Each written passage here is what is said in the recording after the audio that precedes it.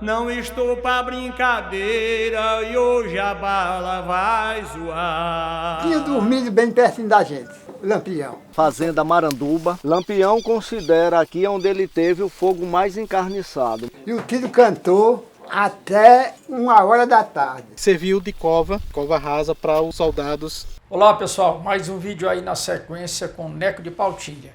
E aqui logo no início, gente, ele vai dizer que eles não faziam fogo à noite. Por que eles não faziam fogo à noite? Claro, para não serem vistos, porque podiam ser vistos à distância por qualquer pessoa, inclusive pelos cangaceiros, e vice-versa. Cangaceiro também não fazia fogo à noite, porque senão era mais fácil de ser visto. E eles falam também aqui, o seu Neco vai falar, que eles dormiram tão próximo que de manhã, quando eles saíram, os cangaceiros beberam água no lajedo e lá as pedras ao redor ainda estavam molhadas pelos cangaceiros terem bebido água. Por aí vocês verem que realmente a proximidade foi muito grande. E um fato curioso é ele dizer que eles, embora estivessem morrendo de sede, comeram rapadura antes de beber água, para provocar mais a sede, né? Talvez, isso é um fato muito curioso. Então a gente vai ver isso, e também que Lampião fez uma estratégia, depois que soube que ele estava ali, e ainda fez um arrudeio para tentar pegar eles por trás. É bacana isso que o Neco vai falar. Então vamos ver aí essa primeira parte.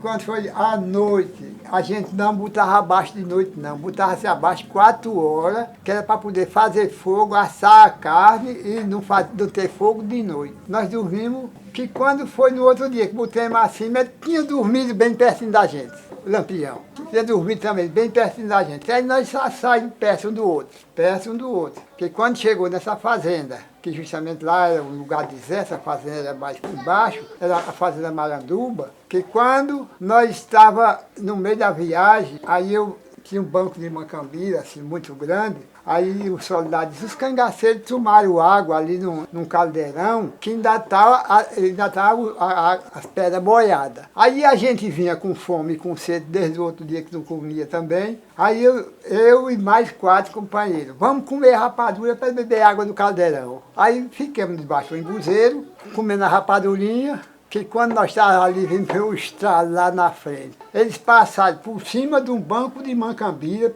para poder pegar a polícia em cima do banco da macambira. Quando eles fizeram, quando Chile deu o primeiro tiro neles, pareceu que só foi um tiro só. Mas aí, com 1 minuto depois, estremeceu para todo lado, que era muito cangaceiro, era 70 e tantos também, nós éramos também 70 e tantos. Nós estamos na Fazenda Maranduba. Lampião considera aqui onde ele teve o fogo mais encarniçado. Essa área aqui era uma área muito erma, uma vegetação, né, muito densa, tá? Fechado mesmo. Era fácil deles se esconderem aqui. O pessoal da volante chegou morrendo de sede, de cansaço. Ele disse que encontrou parte desses volantes, disse que deitados, né? Tinham as lagoas que deitados, mortos de sede. O Lampião chegou aqui primeiro, passou pelas pias para pegar água e aí veio para esses umbuzeiros. Aqui um dos lajedos aqui que na época juntava água. Aí a fumaça cobriu e o tiro cantou até 1h da tarde. E quando eles foram correr, era mais ou menos 5h30. Aí quando eles correram, nós estávamos no banco lá no embuzeiro, que atirou, nós não subimos no banco de macambira não, fizemos uma volta, que quando fomos descobrir em cima do rancho. E mais uma vez falando da dificuldade da noite, que o próprio comandante Manuel Neto, quando começou a escurecer, mandou logo eles pararem, porque à noite não ia ter condição deles seguirem no rastro dos cangaceiros. Então eles retrocederam. Aí chegou o Manenete, aí disse, me acompanhe que os cangaceiros vão carregando gente morta e baleada. Aí eu acompanhei ele. Aí quando chegou lá na frente, mais ou menos umas 500 braças, já avistando assim os baixos, ninguém via mais nada, ele disse, vamos voltar, que vai escurecer e tem muita gente morta e baleada. Aí nós voltamos. Quando chegamos, tinha 6 soldados mortos, 11 feridos e 3 cangaceiros mortos. Aí tinha um burro amarrado, que o coiteiro veio trazer água, serviu para carregar os mortos. Aí depois que a gente chegou, foi carregado os mortos nesse burro. Aí puxamos para Maranduba, que era uma fazenda perto, carregamos esses mortos, já anoitecendo, baleado e tudo, se acampamos nessa Maranduba. Quando foi no outro dia, a gente foi caçar um ferro para cavar a cova, que era uma cova grande. Seu Neco vai falar agora pra gente da dificuldade que foi para eles enterrarem os mortos lá no combate da Maranduba. Terreno muito duro, com muita pedra. Ele disse que sofreu muito para fazer isso e ele vai falar aqui isso pra gente e a gente vai ver também imagens lá do local onde isso aconteceu. O nosso amigo Belarmino falou pra gente em uma das expedições que a gente teve lá o que foi realmente que aconteceu ali. É um local um pouco difícil de chegar, mas a gente chegou lá com uma das expedições que a gente fez e vamos possivelmente agora em julho, quando estiver lá com o nosso amigo Belarmino e o Rangel, filho do Alcino, a gente deve também passar lá para vocês que, claro, que forem acompanhar a gente, conhecer onde foi que se deu todo esse combate, toda essa, digamos, tragédia com os volantes nesse grande combate da Maranduba. Aí ninguém encontrou nada, nenhum nada. Aí encontrou-se no monturo um machado velho de lascar lenha. Então essa cova, para 6 homens, foi cavada com ponta de facão e cavador de pau. Agora o cavador de pau, sabe o que era o cavador de pau? Aquelas porteiras de curral, que tinha um pau grande. Aí a gente fazia a ponta aquele pauzão, era o cavador de pau.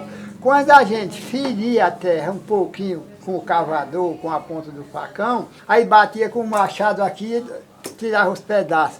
E essa terra foi tirada para fora, de mão, cavada com cavador de pau, ponta de facão e a terra foi tirada para fora da cova, para 6 homens, com as mãos.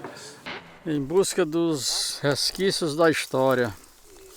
Belarmino aqui, Orlando, estão guiando a gente aqui na fazenda, pessoal amigo deles, o local onde eles foram enterrados. Pesado, não servia para ser cangaceiro não, Derbal. Só a gente está tentando encontrar aqui o local onde alguns volantes foram enterrados depois da fuga da Maranduba. Mas a gente que gosta de pesquisar, é importante a gente ir nesses locais. Passar por isso, né? Exatamente, para poder sentir pelo menos um pouquinho do que era aquela vida, né, Paulo? Exatamente. Sem estar fugindo de bala nem nada, mas dá pra gente ter uma ideia do sol. Eu cheguei a comentar isso com o Lilian e Marcos, que era a gente acabou acontecendo, que era a gente fazer uma trilha que não fosse nas trilhas, né? Que pudesse realmente passar pra gente a visão e da dificuldade. Uai, é muito bom, né? Tá pesquisando aqui, tudo, vendo, sentir pelo menos um pouquinho do que eles passavam. E é como você falou, aqui a gente não está correndo de bala nem nada e já sente essa dificuldade, já essa... Pois é. Era um tanque, né, um barreirozinho, que serviu de cova rasa para os soldados que morreram no fogo do Maranduba. Então eram 7 volantes, né, e morreram 3 cangaceiros. Qual foi o fato que decretou isso? É a volante? À noite. Agora, das informações que eu tive, o único combate que escureceu tendo tiro disparado foi aqui, e assim mesmo não se alongou muito, foi na Lajinha. Eu fiquei doente das mãos inchadas, porque eu logo morreu um tio meu, esse pessoal que morreram eram meus parentes, viu? Eu tinha até um tio, João Cavalcante, sargento João Cavalcante. Eu interessei muito e trabalhei muito. Quando eu perguntei ao seu Neco se ele tinha medo quando ia combater Lampião, vocês vão ver aqui o que ele diz. Seu Neco realmente era uma figura, vocês vão ver o que ele vai falar. Me diga uma coisa, o senhor tinha medo de brigar com o Lampião? Hein? O senhor tinha medo de brigar com o Lampião? Meu amigo, aquilo parece que é uma anestesia, viu? Quando você dá um tiro e um grito, acabou-se o medo, viu? Você deu um tiro e um grito, acabou-se o medo, viu? Aí a gente não pensava em morrer, só pensava em brigar mesmo. Aí... Enquanto havia uma briga, uma refrega dessa aí, o que é que se dizia de um lado para o outro? O que é que se dizia, exatamente? O que é que se gritava entre os dois? Rapaz, um descompunha, outro disse, sai sua mãe para tirar raça. É aquela safadeza. Aí eu chamava para, sai sua mãe para tirar raça de homem valente, cara medroso. Havia muita descompostura, viu? Mas não havia muito tempo para isso não, que o tempo era meio perigoso. A gente estava brigando com o fuzil. O fuzil tem um tiro grande. A gente atirava com ele, não dava para ouvir o tiro, porque o tendel era muito grande. Então, a fumaça cobriu e a gente dá um tinido no ouvido, viu? Pessoal, e é isso. Espero que vocês tenham gostado. Em julho vamos estar aí com essa nova expedição pela Rota do Cangaço, onde vamos, dentre os locais que nós vamos visitar, Serrinha do Catimbau, onde Maria Bonita foi baleada, com o amigo Rangel e Belarmino, lá onde aconteceu o combate da Maranduba, onde Zé Baiano cometeu várias atrocidades, enfim. Além, claro, de Nazaré, Piranhas, vai ser uma expedição muito bacana. Tá aí o nosso e-mail, como sempre. E na sexta-feira, outra sequência com o Neco de Pautilha, contando outras coisas, porque o bacana que é que quem está falando é ele. Não sou eu que estou explicando, é ele que está explicando. Então, quando a gente tem a oportunidade de ter esses depoimentos que foram gravados com os próprios remanescentes, eu mesmo, que gravei, que já assisti dezenas e dezenas de vezes, cada vez que eu assisto, a emoção de estar ouvindo eles falar é a mesma. E parece até que foi ontem que eu fiz essas gravações.